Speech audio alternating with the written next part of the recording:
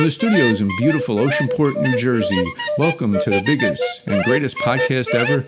I'm your host, Ray K. Hey, everybody. Got a pretty exciting guest today. This is a Facebook friend from a very good friend of mine, and I'm so excited to have him on. We're going to talk about a whole bunch of stuff. George Ferko is my guest. George, can you explain your background, and then we're going to get into a whole bunch of subjects here. I'm pumped up about this. So, start maybe your college and then into your legal career. Sure, and it's a pleasure being with you, Ray. I was born and raised in Connecticut. Went to college I started in radio after high school. I got into radio and did that for a while. Then I went to college at the University of Wisconsin in Milwaukee, then law school at the University of Wisconsin-Madison, and got out of radio completely at that point. And I've been an attorney since 1987. Okay. Now, tell us your career as an attorney, because I know you eventually became a federal prosecutor, which is really intriguing to me, because I want to talk about a bunch of law stuff, legal stuff. How did that happen? What did you do after college? Well, I started out as a state prosecutor. Okay. Is there a big difference between that and federal? State and federal? Oh, huge. Okay. Huge. Okay. Huge. Okay.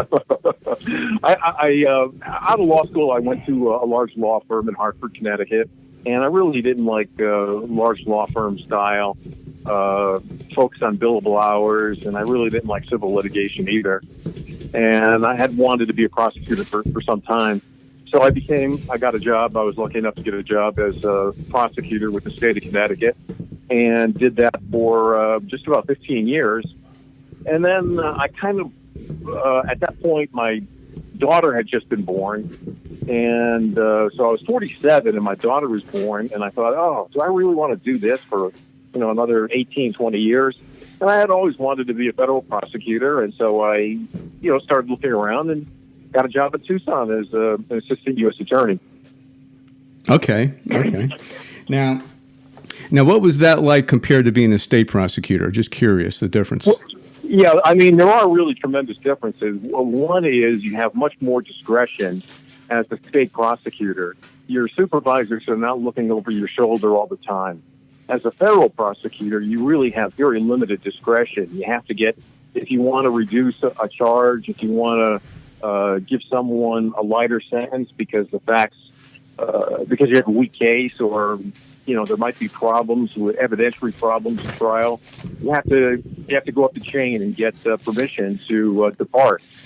And that's a huge difference from the state, where you have a lot more discretion.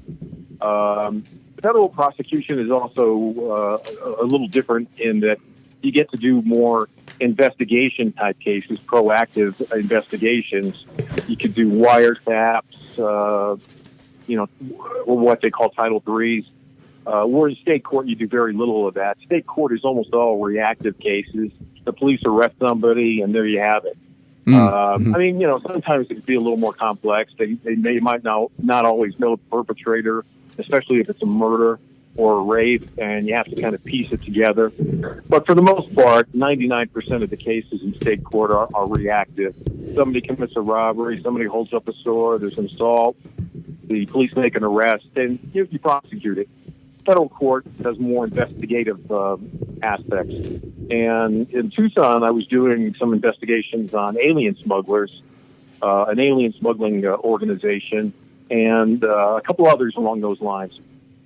Okay. And George, what was your first major case as a federal prosecutor? When I first came to Tucson, they assigned all their people to just to do immigration. So I don't even know what my first case was, but it was just, especially in Tucson, as I think you can imagine, it's really right on the front lines of the immigration crisis that's going on. And so they just get a ton of these immigration cases. What they're called 1326s is what we call them, illegal reentry after deportation.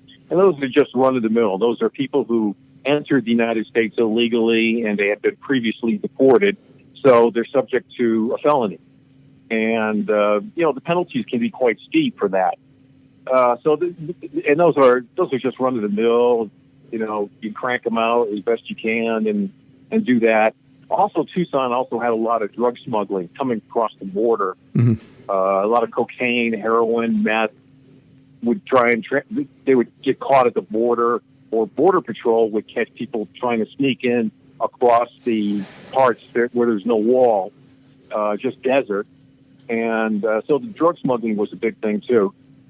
Now, how does all the drugs get in? I mean, it's all different ways, right? It just seems like this problem keeps getting worse. I know there's prosecutions. I go to the airport, there's these dogs sniffing for stuff, which is nice to see. But it just seems like this whole drug thing gets worse and worse and worse. Is there any answers to it? Or is there any stopping it at all? I mean, it's just, I think the answer is you probably got to build a wall because you do. One of the big ways that they try and get drugs in is through the port of entry. Say Nogales or Douglas, and they'll hide it. They'll hide the cocaine, whatever, in the gas tank. More often than not, those people get caught because they do have dogs that are trained to sniff out the drugs, and those people wind up usually getting caught, but they still try it. And I'm sure that there's a fair amount that get through. The other way is you have a lot of backpackers. They'll hire the mules to transport the drugs across the border on open desert in Arizona, open desert, using backpacks. Then you get 5 or 6 of them, and 5 or 6 carrying backpacks. Another person will carry supplies, and then they make it to some rendezvous point where they can drop off the drugs with somebody who takes it north or to California. And then the third way is that you see this is with sophisticated cartels. You see a lot of tunnels. And these are very, very sophisticated tunnels. Much more, when you think of a tunnel, you think maybe The Great Escape, the movie The Great Escape. Right. Well, I had a case that where they had elevators, and elevators. It was connected from a garage in Douglas, Arizona. That was the point where they would get out.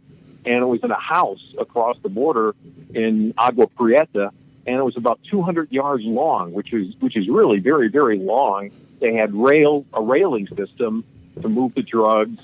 They had these hydraulic lifts, elevators. They had, and the tunnel was lined with concrete, so it wasn't a Great Escape tunnel where you're getting cave-ins all the time.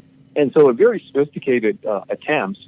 That they finally caught this one tunnel, and so you get tunnels springing up all over the place, and that's a way to move massive amounts of drugs through, much more than you could get through at the port of entry or with backpackers. Because as long as they're not caught, it's an unlimited amount of drugs they can bring across the border. So the wall would help, I see, in some ways, but as far as the underground tunnel ways, does it just make it harder to do that, or are they still going to go under the wall? I mean, they're always on the lookout for suspicious activity that could indicate tunneling. But nevertheless, there have been several that have popped up, and they finally caught them. Now, who knows how long those tunnels were in operation? They could have been in operation for quite a while and smuggled a good deal of drugs across the border that way.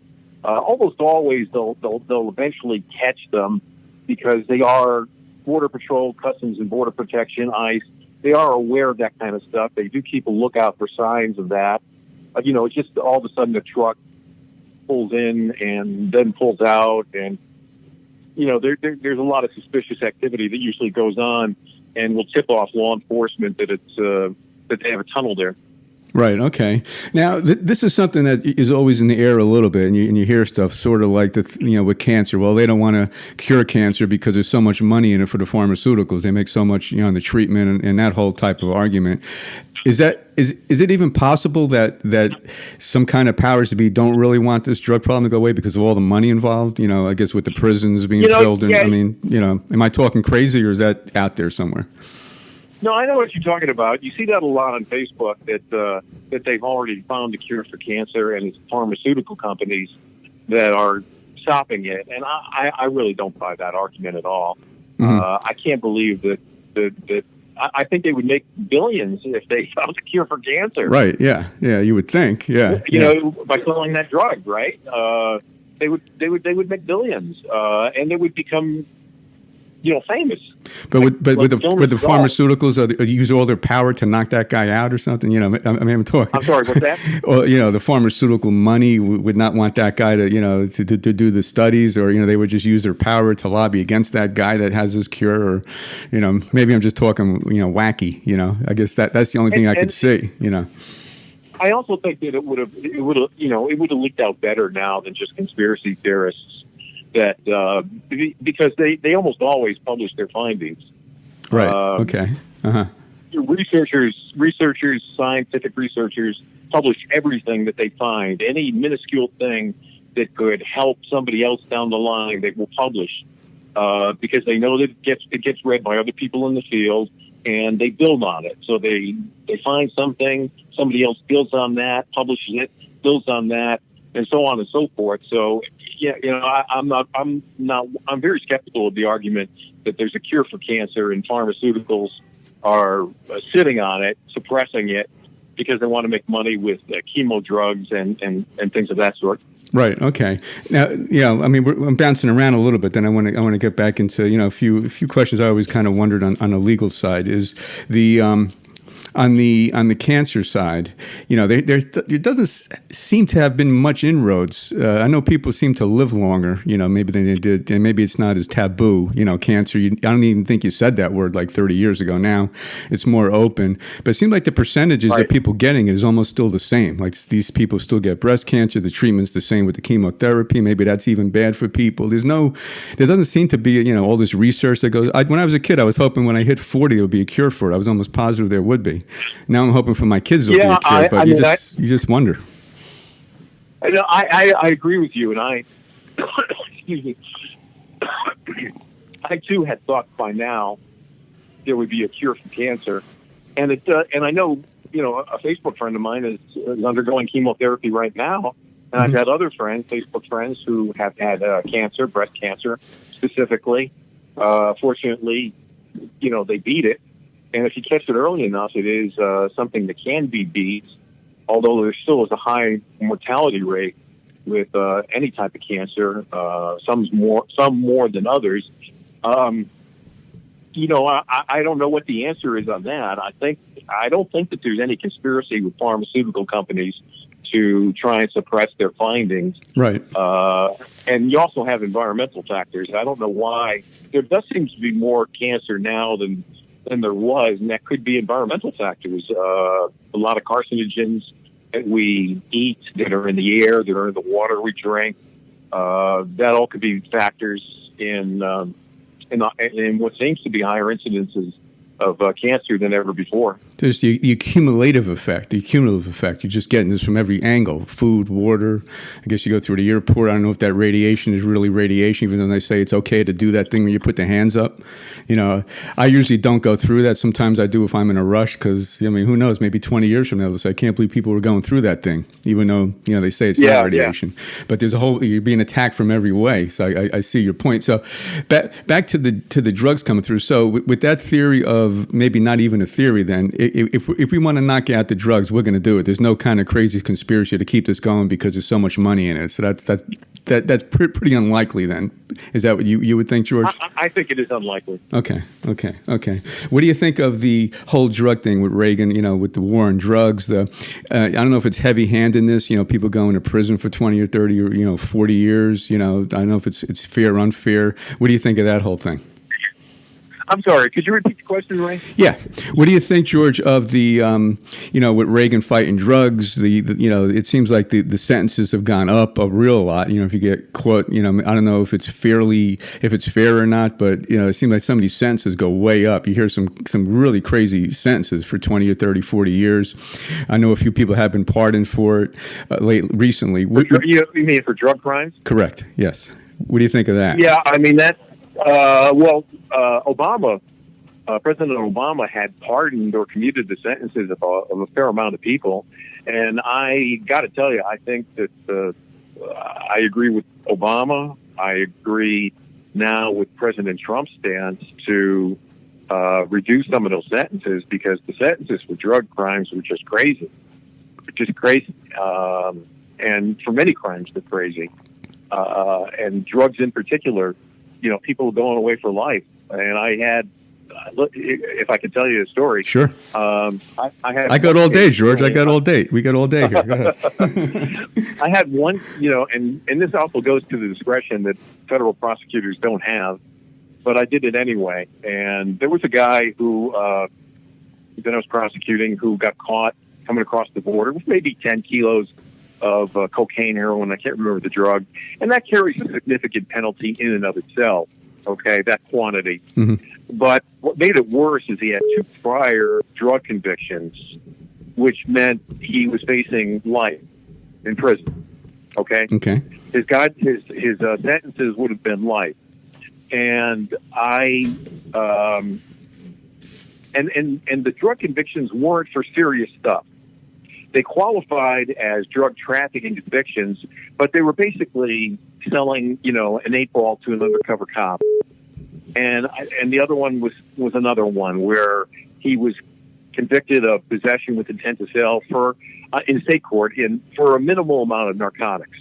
And I thought that those 2 prior convictions, for him to do life, was just crazy. And I told the attorney that I wasn't going to charge him. I wasn't going to proceed with him as a persistent offender. And I didn't get approval from my office, and I risked getting fired. That would have been a firing offense to not get permission, because the policy of DOJ at that time, under the Attorney General, was Ashcroft. Under the Ashcroft memo, is that we had to seek the highest provable sentence, highest provable crime that we can, and it was provable that I could have gotten life on this guy, but I just did not think it was fair. The judge had no problem accepting it. Now, the judge knew, of course, that this guy had the priors and he was subject to life imprisonment. But since I didn't proceed with that part of I didn't file the notice that's required in order to get the additional penalties. And the judge was fine with it, and he gave him essentially a guideline sentence for 10 kilos or whatever it was of heroin, and which was maybe about 8 years in prison or something like that. And I thought, all things considered, that's fair. I just didn't think this guy should go to prison for life. Mm-hmm. And what happened? And I also didn't think I would get permission to reduce it if I went to my supervisor and asked her to approve a departure. I didn't think she would do it. She was kind of a hard person.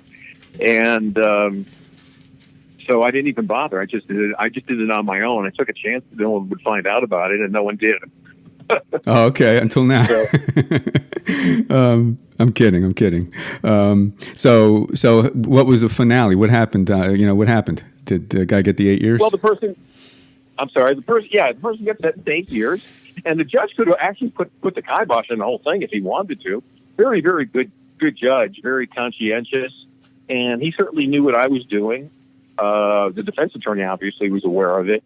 And, the judge asked me, are you, Mr. Ferko, are you going to proceed on the prior convictions? I said, no, Your Honor. He said, fine.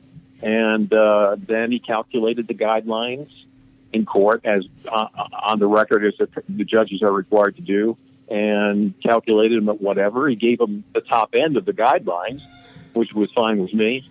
And fine, really, with the defendant, that's what he wanted was that kind of sentence. Right. He just didn't want to get hit with a life sentence for that offense.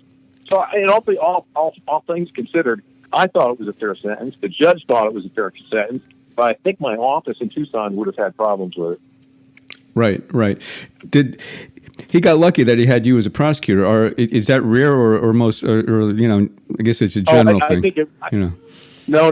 I think he was really lucky to have me. Not to pat myself on the back, and probably people might be listening to this and thinking, "Oh, this guy Ferko's an idiot for not getting a drug dealer a life sentence." But other people in my office, there's no question they would have proceeded, and this guy, he would have wound up going to prison for life. It wasn't a tough case to try. His guilt was clear. The 2 prior convictions are easy to prove. So I just couldn't see it. And really, what has happened since then is President Obama started commuting during his second term. He started commuting a whole lot of those sentences, those really heavy 20, 30, 40 life sentences for drug offense, for nonviolent offenders, primarily drug offenders. He started commuting those, which I applauded. And President Trump is doing the same thing. I haven't seen him commute them, but he's advocating for that law to reduce these drug sentences, which are really, I hate to use the word draconian because it's so kind of cliche, but they were unrealistically tough. There's nothing to be served by incarcerating someone for life for that. Let's save the prison space for murderers, rapists, other people. I mean, an 8-year sentence is fine. He does his time, but life, I just cannot live myself for that one. Right. Now there was some recent in the Trump administration. I know Kushner had. I don't know what the name of it is, but isn't there some big inroads with that to reduce some of these federal, crimes? And I don't know. I don't know what it is, but something happened that was very positive. Correct? I'm sorry. What was that? Something. I'm aware that there's laws pending or proposed bills. Okay. That will change the sentencing structure. That's what I mean. Especially for drug. Right. Yeah, for drug crime. I don't think that has passed either house of Congress yet. I hope it does. It has the support of the president, and I got to believe it has the support of. I think most congressmen are going to agree with it. That the drug penalties are just way too harsh. Now, George, what about under the sentencing guidelines? I know that's changed, right? It used to be like the assistant U.S. attorney had to abide by them, but do they still have to now, or it's a guideline, right? If it's 18, if it's 26 months, they don't have to. Well, or what's the story? It's kind of interesting when I there was a big upheaval in sentencing law when I first started as a prosecutor. In 2004, when I became a federal prosecutor here in Tucson, the federal sentencing guidelines were mandatory, and judges had to follow them. They were very strict. They had to calculate the guidelines. They had to do departures that were legitimate, and they really had no discretion or very little discretion, and the government would appeal it. If a judge just decided to give somebody a break, the government could appeal it and would win.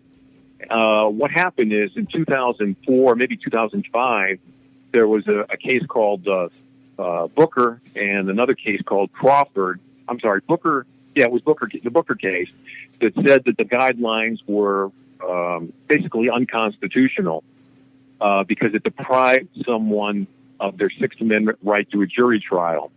So what the Supreme Court did is they worked out a compromise where they really changed the intent. Congress clearly intended the guidelines to be mandatory. Well, in order to save the guidelines, Justice Breyer, who wrote the majority opinion in the Blakely case or Washington case, said, okay, the guidelines are still applied, but they're no longer mandatory. So that got around the Sixth Amendment problem that had been faced, that was present with a mandatory sentencing regime. And so they made them advisory. Judges still have to go through calculating them, but they can do variances. And they do them quite a bit. They could do upward variances. They could do downward variances. So there's then a measure of discretion restored to federal district court judges in sentencing defendants, which I think is good. But the problem is, and one reason why, Ted Kennedy was the main person behind the sentencing guidelines, and Justice Breyer, who's now Justice Breyer, was the counsel that drafted the guidelines at the time. But one thing that was very troublesome was that there was a lack of uniformity across the country, and sometimes even in courtrooms, because you could get wildly different sentences for the same criminal behavior from a judge in the same court. One judge, Judge A in Tucson District Court, might give a person 10 years for a certain offense. Another judge might give 4 years, and then the third judge might give 15 years. And so the sentencing guidelines were designed to make it uniform so that people who committed similar crimes, they have similar backgrounds, similar criminal histories, that they would receive the same sentence.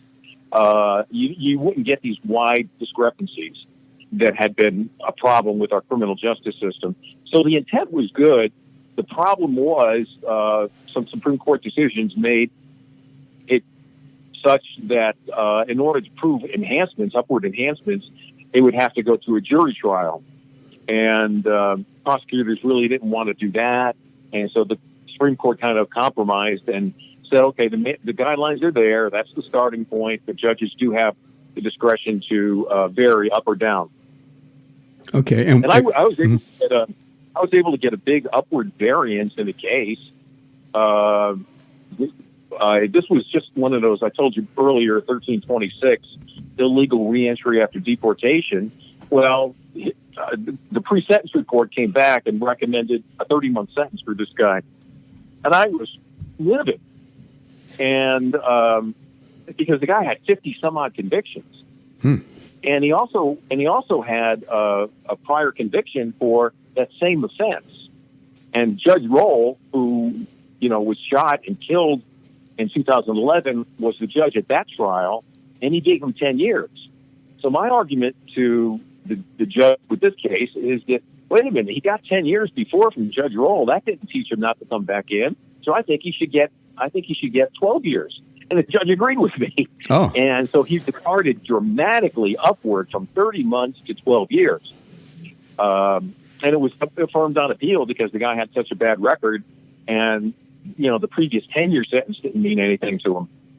So it could go both ways. It could go up and down, which means you don't have the kind of uniformity that was envisioned with the sentencing guidelines. Are you okay with the sentencing guidelines currently, George, or would we be better off without them? Are they good that they're there?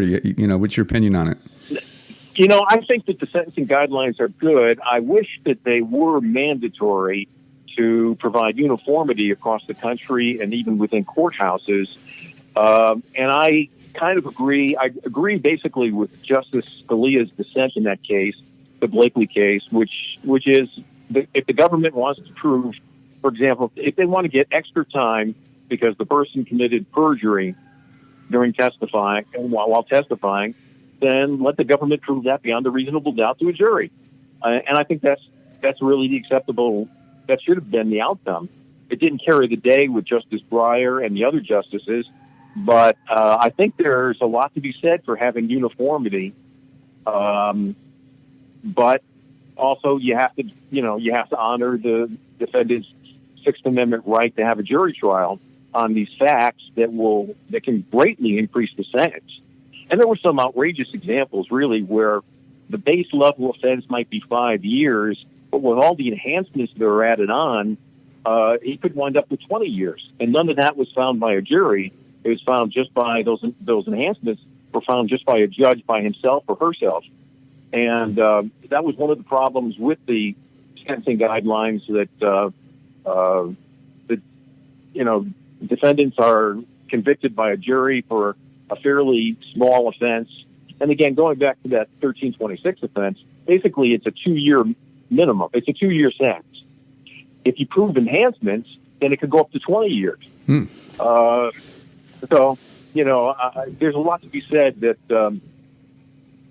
it should be mandatory, but also you should respect the defendant's rights, Sixth Amendment rights. Right. And George, what's just two kind of related things. Is it, you always hear this and, it's like a cliche, but it seems like I could see how it can be true. Like you can indict someone. It's like indicting a ham sandwich. I mean, absolutely. Okay. That is true. Okay. Oh, no question about it. I've indicted a few myself. In fact, there were a couple of cases I had in Tucson where they were really weak cases that, and I don't know why we didn't just decline them outright. We should have just declined them from the outset. And I went into the grand jury and I was almost begging them. I was presenting it in a way that a defense attorney would present the case because I didn't want them to indict, but they indicted anyway. And then I was stuck with this dog of a case. But that is true. It really, you can't indict a ham sandwich. That's the expression that came from a judge in New York. Oh, okay. I can't remember his name. I can't remember his name off the top of my head, but he was the one who coined it. And in my experience, it really is true. Now, sometimes there can be tough grand juries that resist that kind of stuff, but more often than not, because it's all one-sided. The prosecutor goes on, right. He presents his evidence. Defense doesn't cross-examine any of it. No exculpatory evidence need be presented to the grand jury, so we're only hearing a one-sided version of events. And so it's easy to convince grand jurors that there's probable cause, which is a low standard for an indictment. And yeah, you get a lot of weak indictments in many places, and that should be concerning for everyone. Right, and that's sort of the way it is, right? There's nothing's going to change that. I'm sure that's just sort of the way. Well, it would have to be. It could be changed by policy at DOJ that they should decline weak cases. That they should not be. That they should, and the federal government, of course, has limited. Even though you think of the federal government as having massive resources, they still do have limited resources, and they can't be prosecuting every case. They have to pick and choose the cases they want. So it should be the worst offenders, the people who are really a danger, and let the other ones go, or let the states prosecute them. And that's how it was when I was a prosecutor in Connecticut. The U.S. Attorney's Office would never touch a drug case unless it had the potential for getting a very long sentence, and it was a strong case for them. Otherwise, they would decline to prosecute it and hand it off to the state to deal with it in however manner they chose, because they have limited resources. They can't waste their time on just getting a year in jail for a drug dealer. That's a waste of resources. They want to save their resources so that they can get kingpins or higher ups, not just the mules. Right. I always wondered what would happen if no one took a plea bargain. If everyone just said we're going all the way to trial. I know it's impossible, but it's just Well, that's been there's been talk about that. It would probably be chaos, especially on the state level, and even on the federal level, because they're entitled to speedy trial. They're entitled to their speedy trial, and if everyone wants to go to trial, that's going to clog up the works.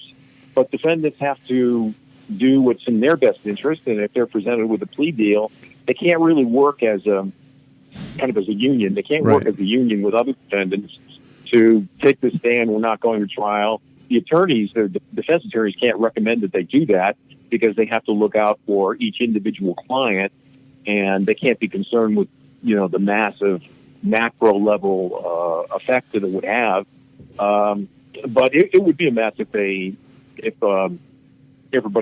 defendant went to trial. Right, and you hear this also, George. That's it's easy to indict someone as easy as indicting a ham sandwich. Now, when a prosecutor indicts someone, you always hear this that they ramp the charges up. That way, it's almost like poker or something. Then it's okay. We load it up, and then you could plead to these two things. Because if you go to trial, it's going to be all this money. Absolutely, that's done. Mm-hmm. That's done all the time. It's done all the time on the state level. We did that all the time. We would use the threat of a jail sentence, an offense to carry a mandatory minimum sentence, in order to get the guy to plead to a charge and accept a sentence that was lower than the mandatory minimum. So we used to charge bargain all the time on the state level. That's very, very common. It's not as common on the federal level, although it is done in Tucson on immigration cases. They do a lot of charge bargaining. They indict the person on a felony, illegal reentry after deportation, and then they agree to reduce it to a misdemeanor in order to encourage the person to plead guilty, because they just have so many of those cases. So, Tucson, in many respects, is very much like, even though it's a federal court, it's very much like how state courts operate. They're inundated with all these cases, and they have to try and deal with them in the best way they can. And one way is to charge bargain. You don't see it too much in cases where in more serious cases, in drug cases, there usually isn't much charge bargaining there. Okay, so basically it's no brainer. You almost got to take the plea because otherwise you're going to roll a dice. You're going through a jury. I'm sure it's going to be a pretty heavy sentence if you get guilty, right? So you're almost that's the whole idea is to get somebody to plead guilty, use the hammer of a mandatory minimum sentence, and you compromise in the middle, and everybody seems happy. The state seems happy. The defendant seems happy that he's not getting 5 years. He's getting 2.5 instead of 5.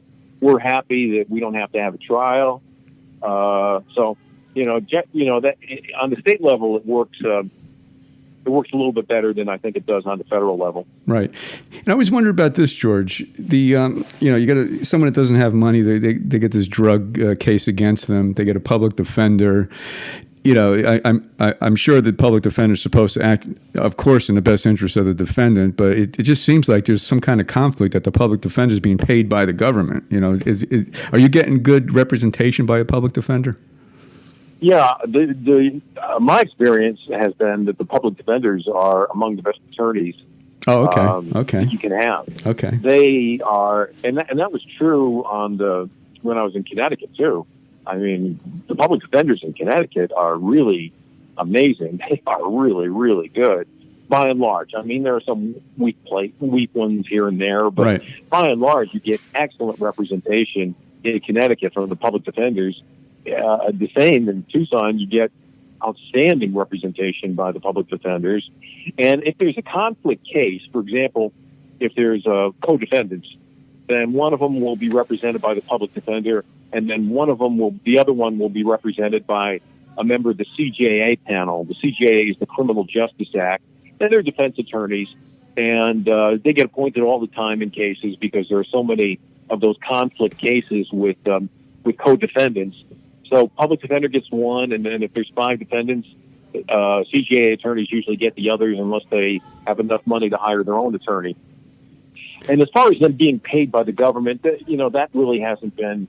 That argument hasn't gone anywhere. Mm-hmm. A lot of defendants have kind of whined about it, that you're not really in your best interest, but courts have shot down that argument that because the attorneys do understand they have an obligation to represent their client the best they can, and no one interferes with them. The government, even though the federal government is paying their salary, they don't interfere with them. They answer to the head public defender in whatever district they're in. And so there really isn't a conflict. The money's coming from the federal government, but that doesn't really create a conflict of interest. Okay, good. I'm glad to hear that. What makes a good lawyer, George? What makes a good lawyer?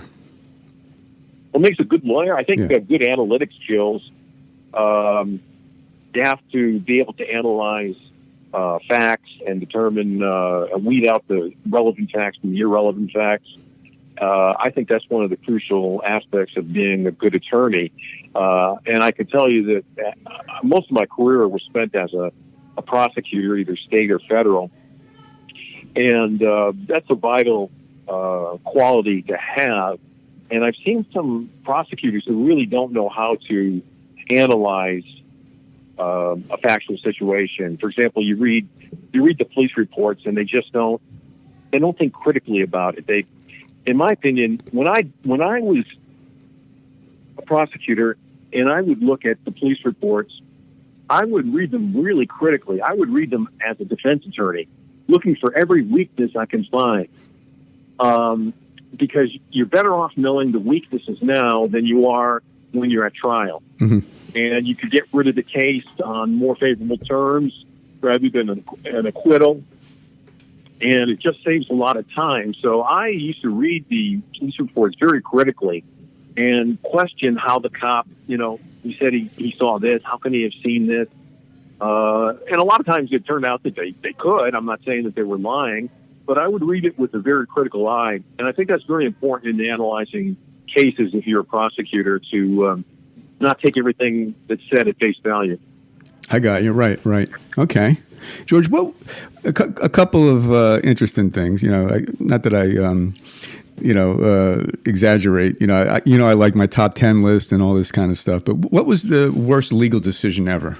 Was there a worst one from Supreme Court or something that was just so bad that we're still living with? Well, you mean the worst legal decision? Yes. By the Supreme Court? Yes. Oh well, Dred Scott is probably number one on everyone's list. Dred Scott was 1857, and the Supreme Court upheld slavery, which wound up leading to the Civil War. They found that slaves were property, and wasn't until the 13th Amendment after the Civil War that decision was overturned by the 13th Amendment. But that was a horrible decision. That was one of the worst in history. Probably the worst in history, to say that, black people in the South are slaves, are property. Dehumanizes them. It was a horrible decision. Right. That's one that I think of that immediately comes to mind. There's some others. There was this case in the early part of the 20th century, Lochner, where the Supreme Court really viewed expansively the powers of the government and substantive due process. And there's a few other cases that I think have been horrible. I'd probably rather not go into them on your podcast, but there are quite a few that are bad. The most egregious was certainly that decision, Dred Scott. Also, afterwards, you had Plessy versus Ferguson, which said separate but equal. That was another horrible decision that eventually was overturned by Brown versus the Board of Education. That was a really, horrible decision, and it's not the law, fortunately, anymore. There was also an interesting decision by the Supreme Court was Buck v. Bell. And it's not really a famous decision, except insofar as it was written by Oliver Wendell Holmes. And I'm sure he's one of the most respected jurists in all of American history. But yet he wrote a very odd line, and it had to deal with eugenics. And he wrote, three generations of imbeciles are enough. And the Supreme Court upheld, I think it was New Jersey law, in fact, that allowed for the forced sterilization of Carrie Buck. So that's another one of those famous decisions that really doesn't have any precedential impact, but it kind of is a stain on our history. Another one that comes to mind that is the Korematsu case, and that one the Supreme Court upheld FDR's order to intern 125,000 Japanese Americans. Japanese who were American citizens. That was another one that it allowed racial discrimination, and that one is a horrible decision as well, Korematsu. So there are plenty of them out there where the Supreme Court made mistakes. Right. What about the best legal decision? I'm sorry? The best legal decision. Was there best? Yeah, the best. Which one was the best one? Well, you probably have to start with Marbury versus Madison, which gave us judicial review. Everything else is kind of a footnote after Marbury versus Madison. That's what allows the Supreme Court to strike down laws. They struck down a few this week. I think the term has come to a close. I don't know if they had any decisions to hand out today, but that allows the Supreme Court to review the constitutionality of law. So you have to start with that one. I also like some of the other decisions that have protected the rights of people, the rights of defendants. There was, I'm blanking on the name of the case, but there have been a fair number of decisions that I thought were very, very correct, even though as a prosecutor they went against me and they helped defendants. Oh, okay. I'm just blanking on the name of those cases. I'm sorry, Ray. Oh, no problem.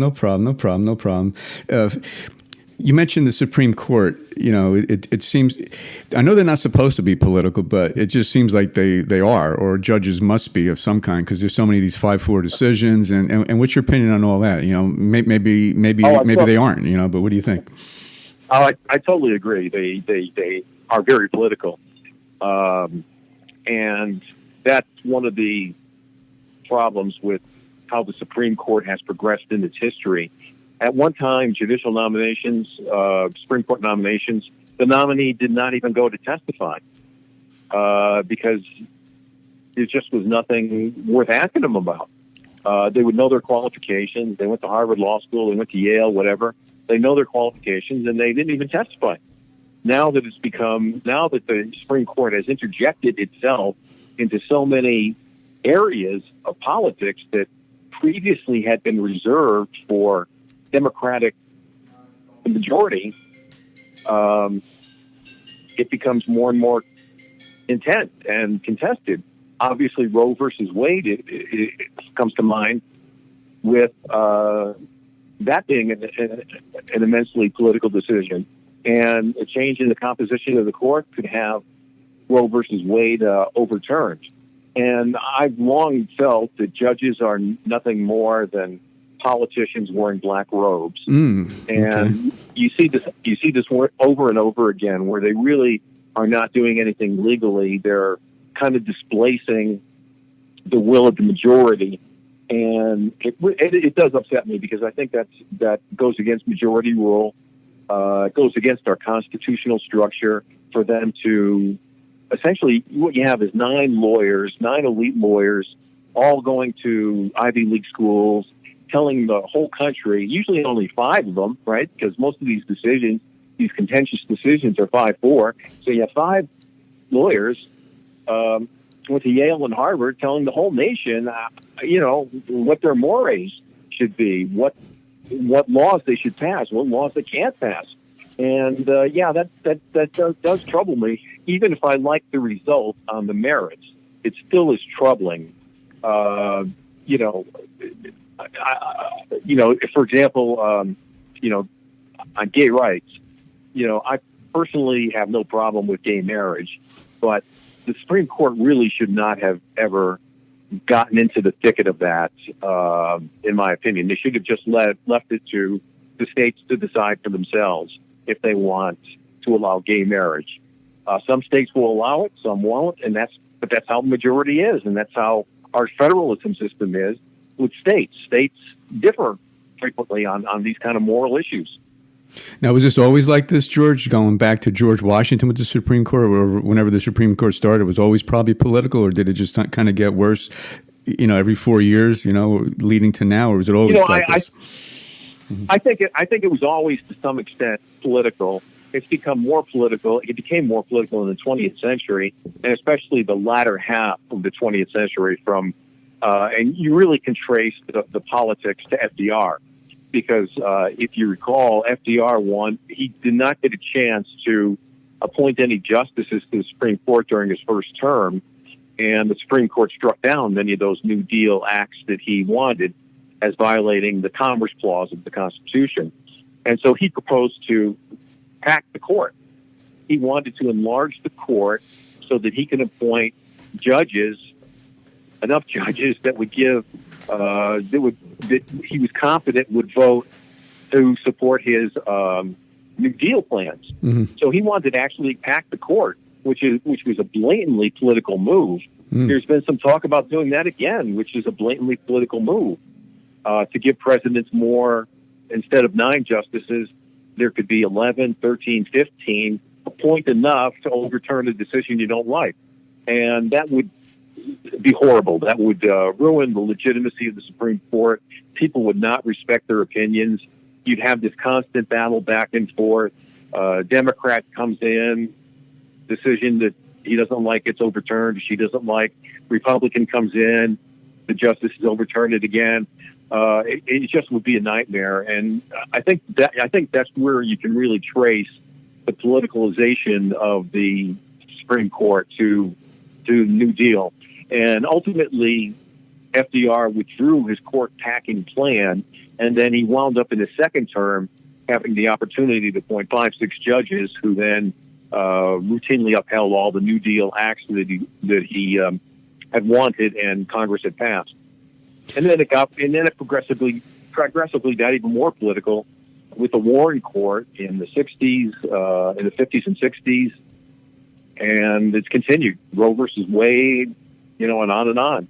Bush versus Gore in 2000, obviously a very political decision, right? Mm-hmm, mm-hmm, right. Is there any stopping it, or, this is just the way it is? And in the year 2036, Joe Blow from one of the parties comes in and says, "I'm going to pack it with 26 judges and make them, make it, 17-9 for me." Right. Is there any stopping it, or is it? I know it's kind of clownish, but is there any rule to stop that, or it just seems like it's going to keep going? I think it has to be the political will to tone it down, and I don't see the Supreme Court becoming less political in the near future. I just don't. Right. As long as the Supreme Court. Now, there was one interesting case that came out this week, a redistricting case, and the Supreme Court declared that was a non-justiciable political question, so they decided not to decide it. And so they didn't get into that quagmire of where states redistrict based on the census every 10 years. And they refused to decide on partisan gerrymandering.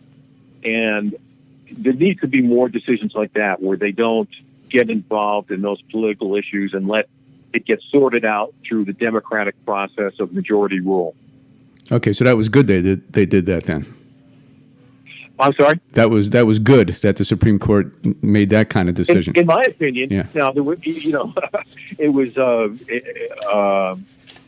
there were 4 dissenters, so the 4 dissenters disagreed, and they would have struck down. They would have said the Supreme Court should decide it. That always amazes me in a way. You have 9 justices that I imagine they're supposed to be the smartest legal minds in the country. I guess in theory, in my own amateur mind here, I'm thinking, that this is the Supreme Court. These are the top guys, and there's so many like 5-4s or 6-3s. So it seems like, I would think they should all be 9-0. But it just seems like there. I think the reason for that is twofold. Is that you.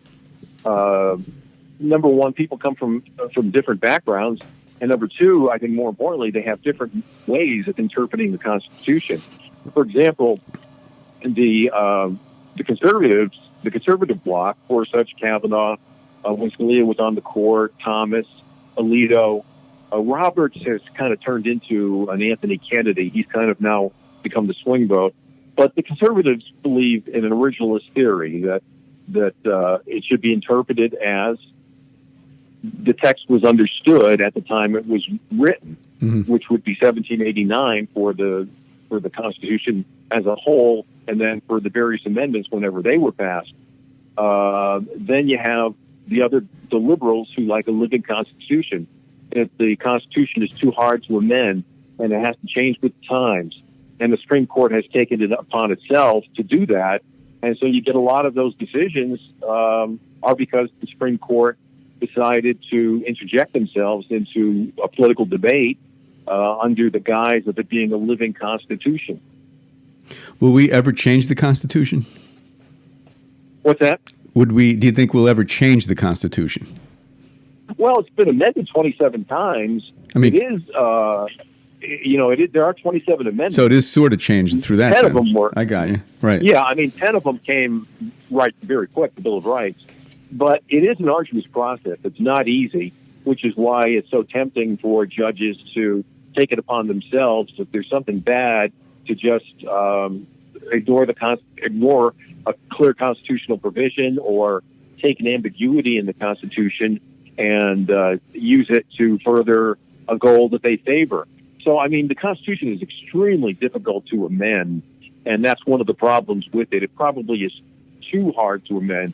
You need 2/3 of Congress and then 3/4 of the state to amend the Constitution. And that's only happened 27 times, 10 of them within the first couple of years of our country. Oh, okay. Okay. It probably, if it weren't that hard, if it were easier to amend the Constitution, you might not see the Supreme Court getting as involved in the democratic questions that of majority rule and overruling the majority just because they disagree with it. Right. Okay. A couple quick things, George. What's your opinion on the legality of income tax, that whole thing? The legality of the income tax? Yeah. Oh, as much as I hate the income tax, it's perfectly legal. There's the, what is it, the 15th Amendment? Is it 15th or 16th? 16th, one of those amendments clearly say that the income tax is, that income can be taxed from whatever source. And that was because the Supreme Court earlier had struck down an income tax.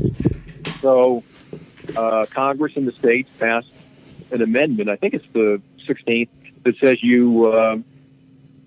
that Congress or a state can tax income as they please. Right. I mean, there used to be no income tax, right? Like in 1892. I'm sorry? There used to be zero income tax. The founding of the country, the founding of the country up until the Civil War, our main source of income or revenue was tariffs. That was it. And during the Civil War, Lincoln installed a temporary income tax because he needed to raise some revenue. But then that went away, and then it only came about again in the early part of the 20th century that Congress decided that we just don't have the revenue stream from tariffs, and we need to tax income. And of course, there's always the usual promises that it's going to be low and we're never going to increase it and blah, blah, blah. And then before you know it, they're taxing you at 50% or 70% of your income.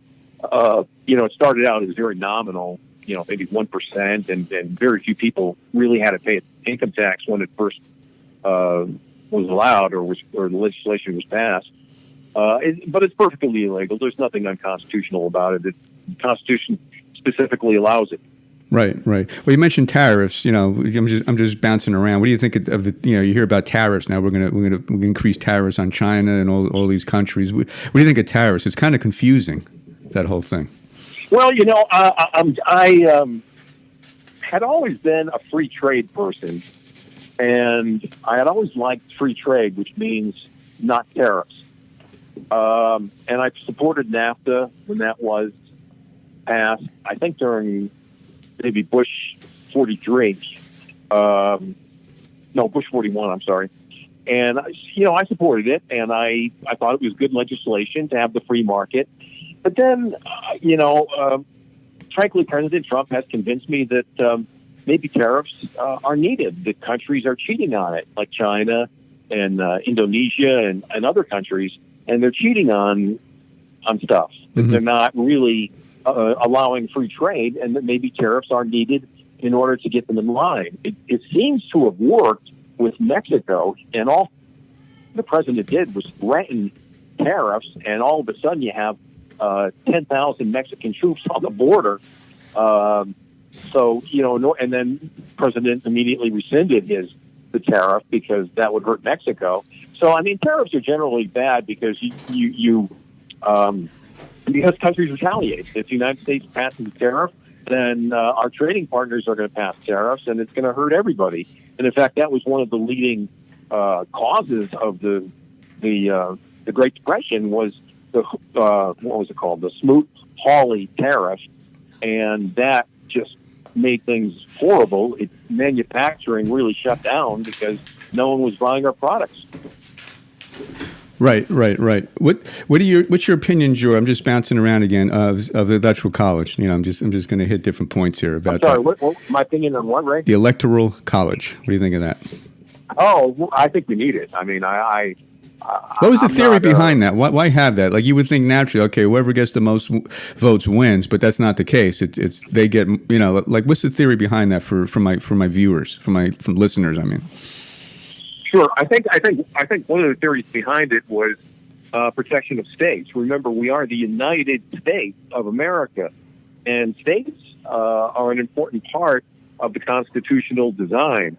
And if you eliminated the Electoral College and went with just a straight popular vote,